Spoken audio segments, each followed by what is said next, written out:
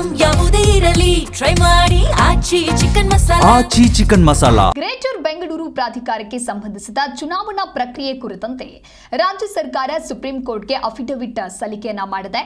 ಚುನಾವಣೆಗೆ ಅಗತ್ಯವಾದ ಎಲ್ಲಾ ಸಿದ್ಧತೆಗಳನ್ನು ಪೂರ್ಣಗೊಳಿಸಲಾಗಿದೆ ಅಂತ ಹೇಳಿ ಸರ್ಕಾರ ಕೋರ್ಟ್ಗೆ ಈಗ ಮಾಹಿತಿಯನ್ನ ನೀಡಿದೆ.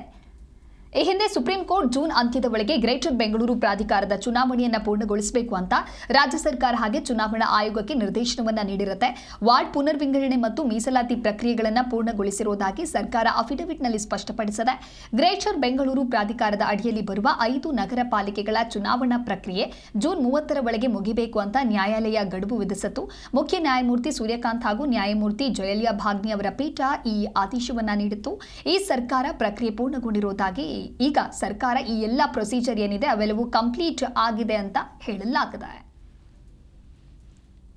ಈ ಕುರಿತು ಮತ್ತಷ್ಟು ಮಾಹಿತಿಯನ್ನು ನೀಡ್ತಾರೆ ನಮ್ಮ ಪ್ರತಿನಿಧಿ ಭವ್ಯ ದೂರವಾಣಿ ಸಂಪರ್ಕದಲ್ಲಿ. ಭವ್ಯ, ಇನ್ನು ಜಿಬಿಎಗೆ ಚುನಾವಣಾ ಅಫಿಡವಿಟ್ ಅನ್ನ ರಾಜ್ಯ ಸರ್ಕಾರ ಸಲ್ಲಿಸದೆ 5 ನಗರ ಪಾಲಿಕೆಗಳ ಮುಂದಿನ ಚುನಾವಣಾ ಪ್ರಕ್ರಿಯೆ ಹೇಗೆ ಸಾಗಲಿದೆ?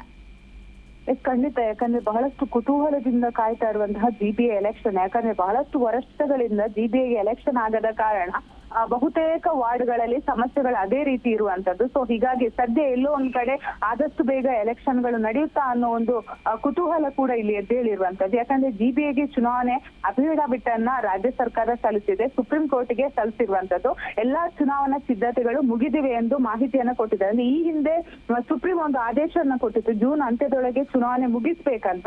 ವಾರ್ಡ್ ಪುನರ್ ವಿಂಗಡಣೆ ಆಗಿರ್ಬೋದು, ಮೀಸಲಾತಿ ಪ್ರಕ್ರಿಯೆ ಆಗಿರ್ಬೋದು, ಜಿಬಿಎ ಅಡಿಯಲ್ಲಿ 5 ನಗರ ಪಾಲಿಕೆಗಳ ಚುನಾವಣಾ ಪ್ರಕ್ರಿಯೆಯನ್ನ ಕೂಡ ಇದು ಮಾಡ್ಬೇಕಂತ ಒಂದು ಸೂಚನೆಯನ್ನು ಕೊಟ್ಟಿತ್ತು. ಸೊ ಸದ್ಯ ಇದು ಪೂರ್ಣಗೊಳಿಸಿರೋದಾಗಿ ಸರ್ಕಾರ ಅಫಿಡವಿಟ್ ನಲ್ಲಿ ಸ್ಪಷ್ಟಪಡಿಸಿದೆ. ಅಂದ್ರೆ ಗ್ರೇಟರ್ ಬೆಂಗಳೂರು ಪ್ರಾಧಿಕಾರದ ಅಡಿಯಲ್ಲಿ ಬರುವ 5 ನಗರ ಪಾಲಿಕೆಗಳ ಚುನಾವಣಾ ಪ್ರಕ್ರಿಯೆ ಜೂನ್ 30ರ ಒಳಗೆ, ಅಂದ್ರೆ ಇದೇ ವರ್ಷ ಜೂನ್ 30ರೊಳಗೆ ಮುಗಿಯಬೇಕೆಂದು ನ್ಯಾಯಾಲಯ ಕೂಡ ಗಡುವು ಕೊಟ್ಟಿರುವಂತದ್ದು. ಅಂದ್ರೆ ಮುಖ್ಯ ನ್ಯಾಯಮೂರ್ತಿ ಸೂರ್ಯಕಾಂತ್ ಹಾಗೂ ನ್ಯಾಯಮೂರ್ತಿ ಜೋಯಲ್ಲ ಬಾಗ್ನಿ ಅವರ ಪೀಠ ಈ ಆದೇಶವನ್ನು ಕೊಟ್ಟಿತ್ತು.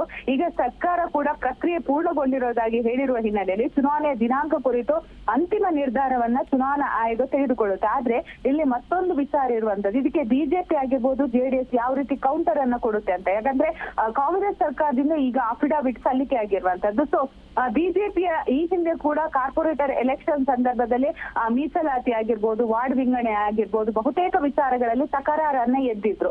ಯಾಕಂದ್ರೆ ಈಗಾಗಲೇ ಬಿಜೆಪಿ ಹೋಗಿ ಜಿಬಿಎ ಬಂದಿರುವಂತದ್ದು. ಸೊ ಇದನ್ನೆಲ್ಲ ಬಿಜೆಪಿ ಆಗಿರ್ಬೋದು, ಜೆಡಿಎಸ್ ಯಾವ ರೀತಿ ತೆಗೆದುಕೊಳ್ಳುತ್ತೆ ಅಥವಾ ಸುಪ್ರೀಂ ಕೋರ್ಟ್ ನ ಆದೇಶಕ್ಕೆ ತಲೆಬಾಗುತ್ತಾ ಅನ್ನೋದನ್ನ ಕೂಡ ನೋಡ್ಬೇಕಾಗುತ್ತೆ. ಆದ್ರೆ ಎಲ್ಲೋ ಒಂದ್ ಕಡೆ ಜೂನ್ ಒಳಗಡೆ ಎಲೆಕ್ಷನ್ ನಡೆಸೋದಕ್ಕೆ ಸುಪ್ರೀಂ ಕೋರ್ಟ್ ಕೂಡ ಸೂಚನೆ ಕೊಟ್ಟಿರೋ ಕಾರಣಕ್ಕಾಗಿ ಆದಷ್ಟು ಬೇಗ ಜಿಬಿಎ ಎಲೆಕ್ಷನ್ ನಡೆಯುತ್ತಾ ಅನ್ನೋ ಕುತೂಹಲ ಕೂಡ ಇದೆ. ಯಾಕಂದ್ರೆ ಜಿಬಿಎ ಎಲೆಕ್ಷನ್ ಆದಷ್ಟು ಬೇಗ ನಡೆಸಲೇಬೇಕು ಅಂತ ಬೆಂಗಳೂರಿನ ಜನಸಾಮಾನ್ಯರ ಕೂಡ ಆಗ್ರಹವಾಗಿದೆ. ಯಾಕಂದ್ರೆ ಈಗಾಗಲೇ ಜಿಬಿಎ ಅಧಿಕಾರಿಗಳ ನೇತೃತ್ವದಲ್ಲಿ, ಅಂದ್ರೆ ಕಮಿಷನರ್ ಆಗಿರ್ಬೋದು, ಅಡಿಷನಲ್ ಕಮಿಷನರ್ ಆಗಿರ್ಬೋದು, ಅಥವಾ ಪಾಲಿಕೆ ಅಧಿಕಾರಿಗಳ ನೇತೃತ್ವದಲ್ಲಿ ಬೆಂಗಳೂರು ಈಗ ನಡೀತಾ ಇರುವಂತದ್ದು. ಯಾಕಂದ್ರೆ ಪ್ರತಿ ವಾರ್ಡ್ಗಳಲ್ಲಿ ಒಂದು ಸಮಸ್ಯೆ, ಅಂದ್ರೆ ರಸ್ತೆ ಸಮಸ್ಯೆ ಆಗಿರ್ಬೋದು, ಕಸ ಸಮಸ್ಯೆ ಆಗಿರ್ಬೋದು, ನೀರಾವರಿ ಸಮಸ್ಯೆ ಆಗಿರ್ಬೋದು, ಬೇರೆ ಬೇರೆ ರೀತಿಯಾದಂತಹ ಸಮಸ್ಯೆಗಳನ್ನ ಒಂದು ಆಲಿಸಬೇಕಾದ್ರೆ ಆಯಾ ವ್ಯಾಪ್ತಿಯ ವಾರ್ಡ್ ನಲ್ಲಿ ಕಾರ್ಪೊರೇಟರ್ ಇರ್ಬೇಕಾಗುತ್ತೆ. ಸದ್ಯ ಎಲೆಕ್ಷನ್ ನಡೆಯದೆ ಬಹುತೇಕ ವರ್ಷಗಳಾದ ಕಾರಣ ಪ್ರತಿ ವಾರ್ಡ್ಗಳಲ್ಲಿ ಕೂಡ ಒಂದಲ್ಲ ಒಂದು ಸಮಸ್ಯೆಗಳು ಉಲ್ಬಣ ಆಗ್ತಾನೆ ಇದೆ. ಸೊ ಹಾಗಾಗಿ ಜನಸಾಮಾನ್ಯರ ಆಗ್ರಹ ಕೂಡ